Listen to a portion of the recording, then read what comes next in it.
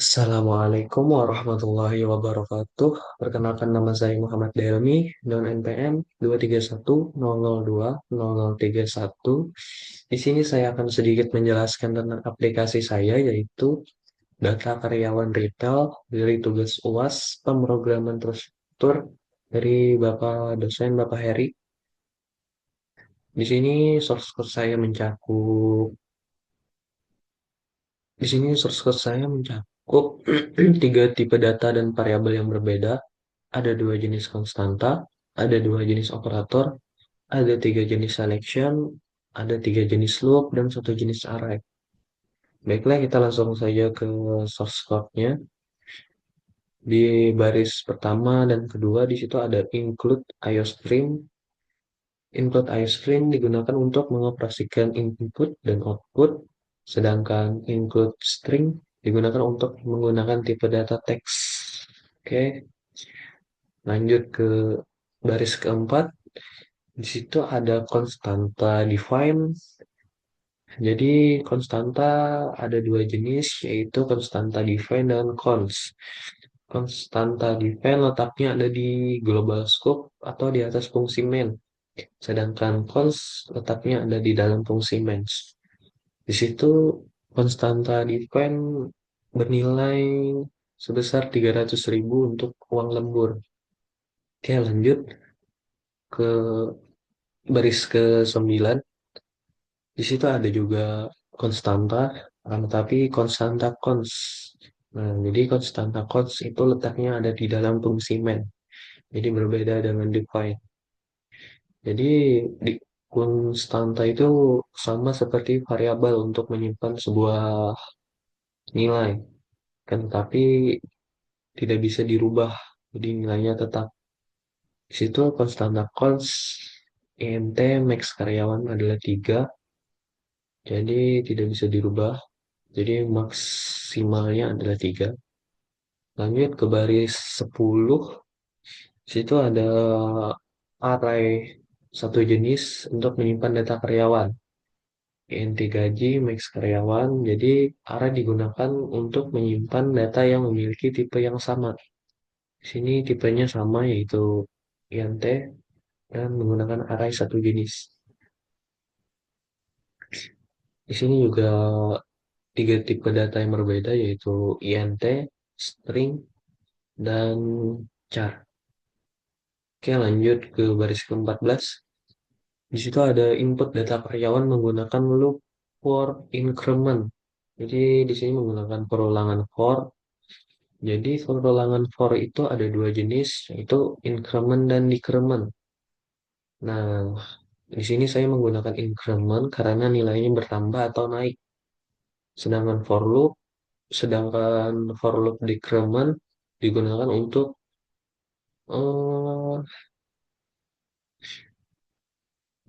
untuk nilainya yang berkurang atau menurun.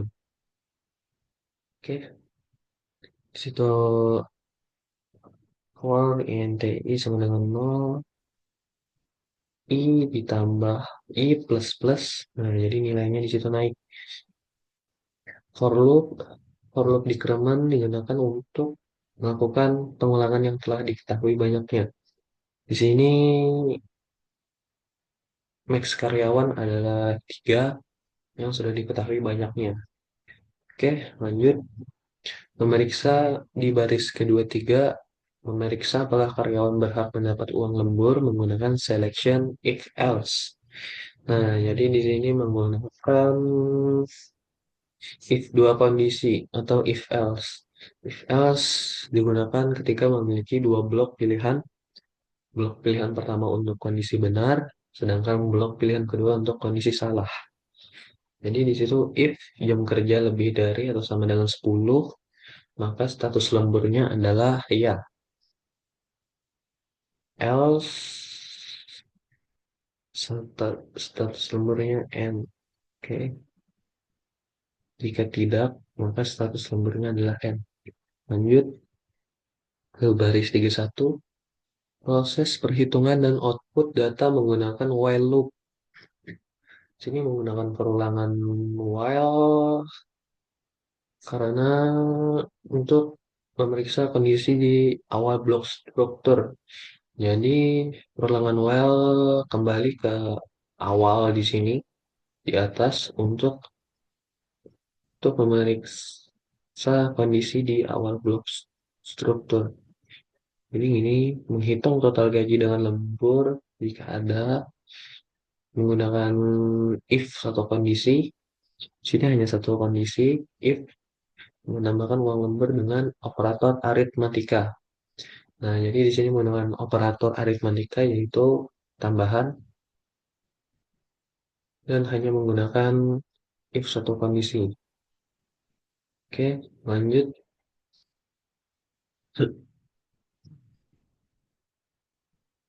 Di sini ada increment untuk melanjutkan ke karyawan berikutnya. Oke, lanjut ke baris 9, proses jika ingin menambahkan data karyawan lainnya. Nah, jadi di sini kita kembali memasukkan source code yang di atas tadi, tetapi kita tambah sedikit untuk jika ingin menambahkan data karyawan lainnya, jika ingin menambahkan lebih dari 3. Nah, jadi di sini juga menggunakan perlangan dual. Oke, lanjut. Di sini baris ke-95, mencari karyawan berdasarkan status kerja menggunakan dual loop. Nah, di sini juga menggunakan perorangan dual. Sini perorangan dual,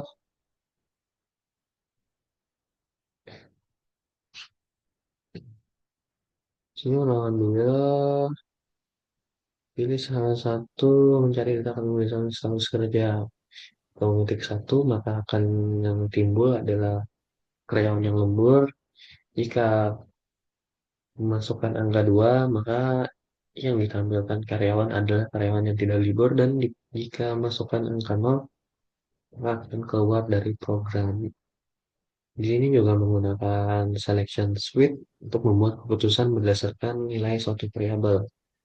Jadi di sini ada 3 nilai, itu 1, 2, dan 0. Dan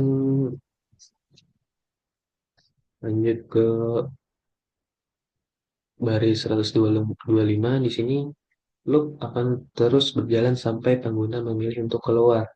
Jadi jika pengguna tidak memasukkan angka 0, maka program akan terus berjalan.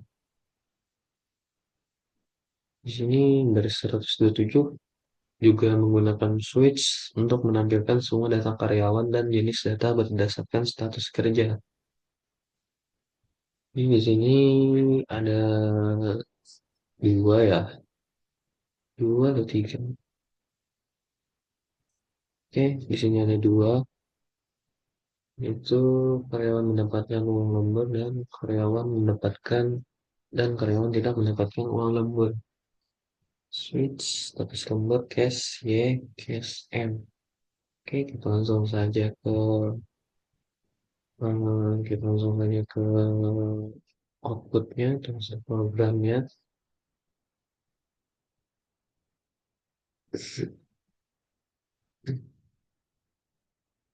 Oke, masukkan nama karyawan ke 1, Hasan. Gaji karyawan 3 juta, jam kerja 12 jam. Oke, lanjut karyawan kedua, Delmi. Masukkan gaji karyawan 3 juta, jam kerja 9. Oke, lanjut Muhammad. Yang gaji sebesar 3.500.000, 3.500.000 dan jam kerja selama 10 jam. Oke, di sini tampil ya data karyawan Hasan dengan gaji 3 juta, jam kerja 12 jam, status lembur iya, karena lebih dari atau sama dengan 10, maka status lemburnya adalah ya. dan mendapatkan uang lembur dan total gajinya adalah 3.300.000. Di sini data karyawan Delmi dengan gaji 3 juta, jam kerja selama 9 jam. Di sini status lemburnya adalah tidak karena kurang dari 10, itu 9 di sini. Dan total gajinya tetap tidak mendapatkan uang lembur. Di sini ada data karyawan Muhammad dengan gaji 3.500.000 dan 10 kerja dan jam kerja selama 10 jam. Status lembur ya, di sini karena sama dengan 10 atau lebih dari maka mendapatkan gaji lembur ya. Jadi di sini status lembur ya dan total gajinya adalah 3.800.000 karena mendapatkan uang lembur sebesar 300.000. Oke, lanjut. Apakah Anda ingin menambahkan data karyawan lainnya? Jika kita masukkan Y, maka kan kita akan menambahkan data karyawan lainnya. Oke, kita tambahkan kembali Renata, gaji karyawan 2 juta, jam kerja 15, yang kedua ini faktur,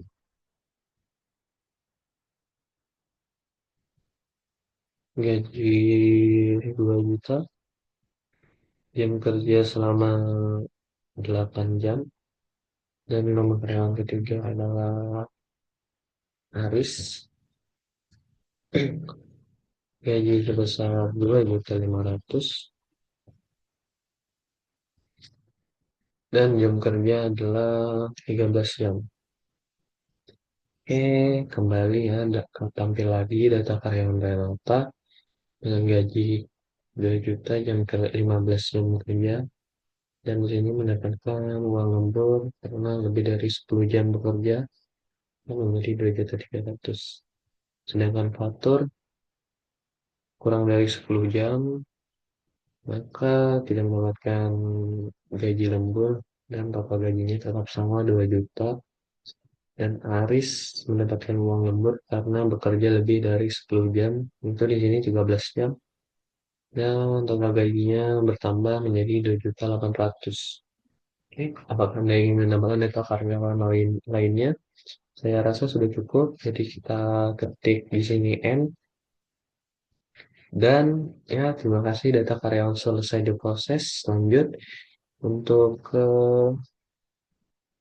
pilih salah satu untuk mencari data karyawan berdasarkan status kerja.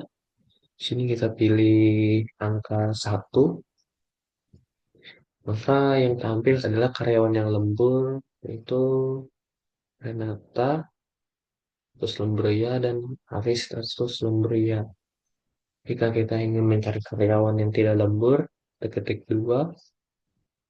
Maka yang karyawan yang tidak lembur di sini adalah cuma satu orang, yaitu faktur, dan status lembur tidak atau no. Dan jika ingin keluar dari program, kita masukkan angka 0, enter, baik. Karyawan Renata mendapatkan uang lembur, karyawan Fatur tidak mendapatkan uang lembur, dan karyawan Aris mendapatkan uang lembur. Dan sampai sini selesai hasil programnya. Oke, terima kasih atas perhatiannya. Saya rasa sudah cukup. Assalamualaikum warahmatullahi wabarakatuh.